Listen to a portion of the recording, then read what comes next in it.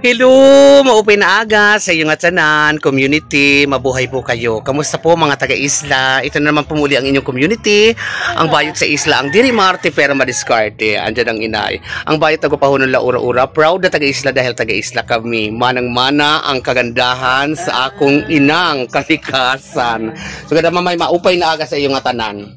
Maupay nga aga sa iyong atanan. So ganda, for today's video.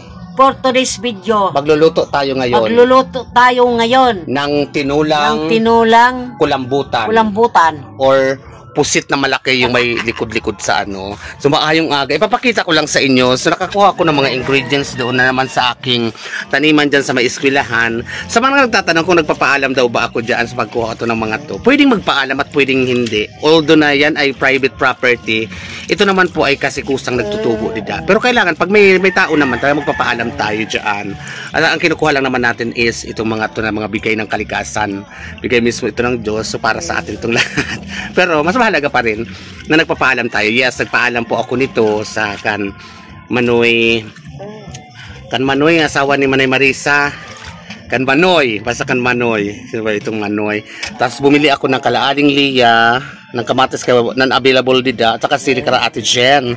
So, maupay na aga sa inyong atanan. So, ayan lang, ito lang ang buhay na simple dito naman sa isla. So, pinapakita namin ang aming mga kultura. Simpleng kultura dito sa isla ng Barangay Bani, Labisares, Northern Samar. So ito na guys, mapakita ko sa inyo yung ano. Kasi ang pagluto nito talagang kanya-kanya mga technique. So lalagyan natin ng mga magic technique naman ang bayot sa isla. Kasi kailangan meron tayong originality, meron tayong mga pasabog na hindi nila kayang gawin. Charot. Yan yung hindi nila kayang gawin. Yung makapagpasaya ng tao na bukal sa loob. Charot! So ito guys, na lang, ipaplex ko lang sa inyo kasi napakuluan ko na sa sarili niyang tubig. So, let's watch this. Pang! So, pinakuluan ko na siya guys sa sarili niyang, kung sa baboy sa sarili niyang mantika, ito pinakuluan ko siya sa sarili niya namang katas. So, pag mga ganitong moment na to guys, pwede mo na lagyan ng asin at saka bitchin. At saka ito guys, may ipiplex ko lang din, mayroon din pa kaming natirang isda na mulmul. So, ito guys, ayan. Flex ko lang. Ninit ko na rin yan.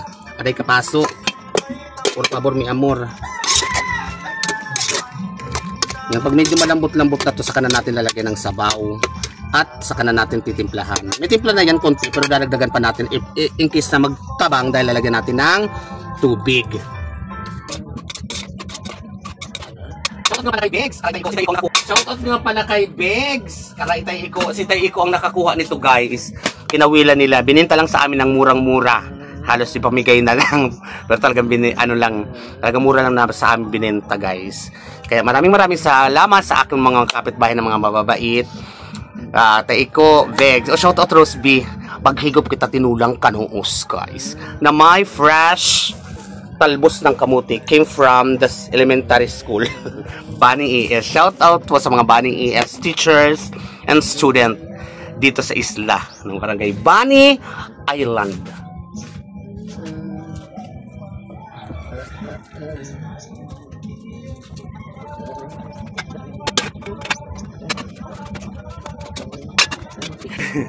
ang ate ko si Manay ay naglalaba. So kunan natin kasi naglalaba siya ng mga kortina, lahat nung simula nung umuwi siya dito, dami niyang ginagawa, mga paglalaba, ng damit ni mother. So in charge naman muna sa kasandi dito naman muna siya. Sa lahat naman, pag wala naman na, ako naman ang gagawa niyan lahat-lahat. 4-in-1, 3-in-1, 5-in-1 naman tayo for that mga moments. So, dahil andito siya naman muna ang gumagawa ng mga yan para sa among mahal na ina. Kasi nailuling. So, silipin natin, punta natin doon naglalaba. Naglalaba guys. Aso ang dyan ha? Yan, nandiyan na siya guys. Gulat na. Mas maganda na ready ang beauty. Mas maganda yung hindi natin alam. Natural mga galawan. Kasi siyempre magpapagwa pa ka. Halong natural. So yan, simula niya guys, dumating dito talaga siya yung punong abala, tagaluto, tagalaban ng mga inubara namin.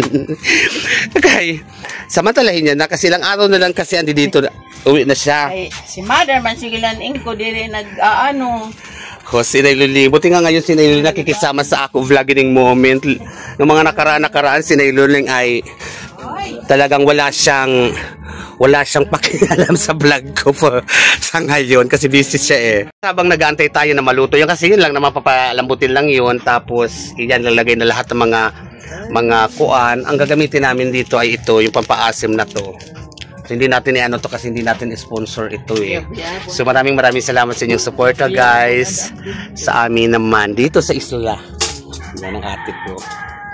Ano na ngayon, Webes, linggo sila uuwi na eh. So may mga kinuha na rin ako mga dadali niyang mga kagang. So ayun na. Papakita ko naman sa inyo sa next vlog ko. Or mauuna pa yung vlog ko na yun. So nagawa na namin yung nangyari na yun. So andi dito pa, naipon pa sa aking dito kay para isa-isa lang ang ating mga uploading moment. Marami tayong mga bala na ginagawa normally dito sa isla guys. Yan.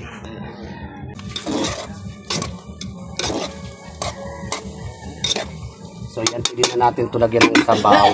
So guys, palaplex ko lang. Napakapayat pala ni Mother dati. Kasi ito damit na to ni Mother. Hanging blouse lang sa akin eh. So damit niya ito. So payat ka pala mamay dati. May? Sabas ang kaon.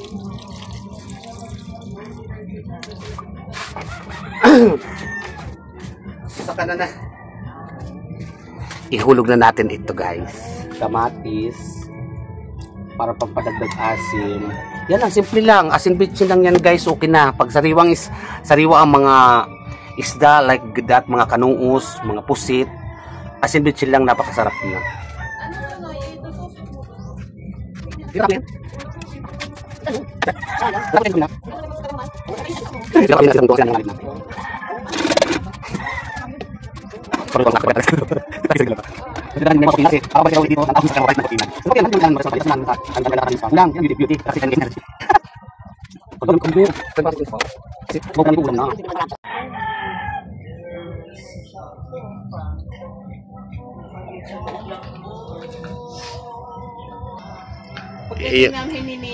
Ayong inalis natin. Pinagtabig natin to.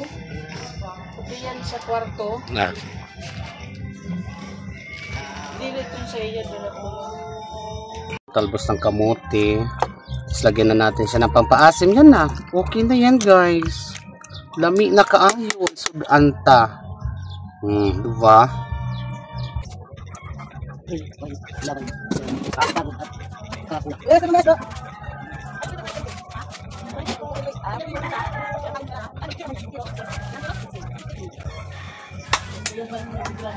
So luto na tayo guys. Itayin na lang natin ang ate ko.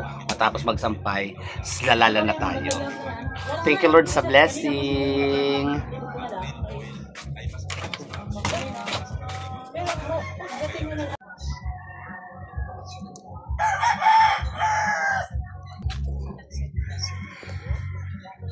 Guys, yan makauna kami. So, kailangan yan bago kami kumain. Handa na yung mga gamot ni Mother, yung kanyang maintenance, yung Amlodifax, tapos yung Losartanization. Pag mga ganito, tinatapon ko yung naduduro kasi napapaitan siya. So yan, kailangan nakahanda na ito. So tara na guys, mga una kita. Ay! Dito tayo sa aming kusina, lalafang. Meron ako dyan Nano? Sili, di ba? O, nilalagyan ko yan. Ay, sige. May sili na ito. Na-shoot mo na siya. Okay na yan. Lami at kaayo. So ready na ang inay.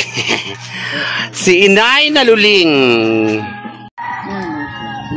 Oo, yan na. Lami kaayo guys. Sa mga unta na guys. So ito na guys, saka ano kita.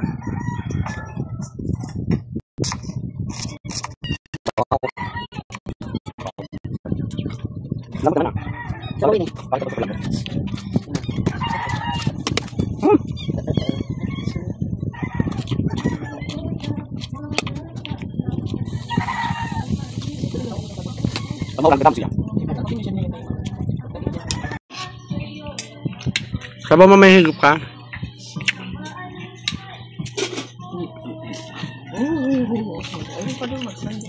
Mm.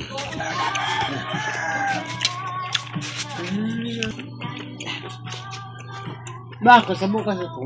Ay, gusto ko. Ngayon ko ng ano kagabi.